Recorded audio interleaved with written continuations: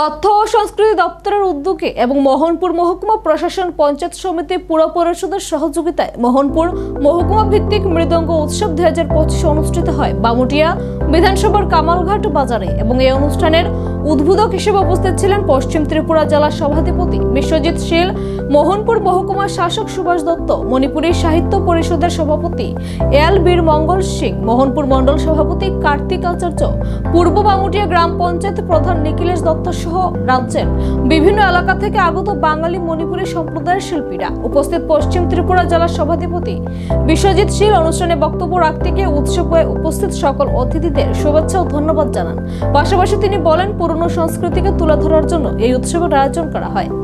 সঙ্গে তিনি ওতপ্রোতভাবে জড়িত আছেন। আমাদের এল মঙ্গল সাহেব উপস্থিত আছেন, আরো অন্যান্য যারা আছেন, বিশিষ্ট সমাজসেবক হিসাবে তিনি আছেন কার্তিক আচার্য, এবং বিভিন্ন পঞ্চায়েতের যারা জনপ্রতিনিধি আছেন, প্রধান উপপ্রধান থেকে শুরু করে আমার সামনে যারা আছেন রাজ্যের বিভিন্ন প্রান্ত থেকে, বিভিন্ন জেলা থেকে যারা এই অনুষ্ঠানকে সাফল্যমণ্ডিত করার লক্ষ্যে আপনারা এসেছেন, সবাইকে আমার পশ্চিম ত্রিপুরা জেলা পরিষদের পক্ষ থেকে এবং আমার ব্যক্তিগত তরফ থেকে অনেক শুভেচ্ছা এবং অভিনন্দন।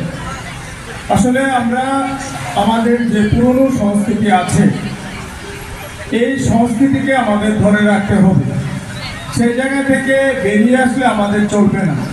তার জন্যই এই মৃদঙ্গ উৎসবই বলুন আর যা আছে সমস্ত কিছু আমাদের এই পুরানো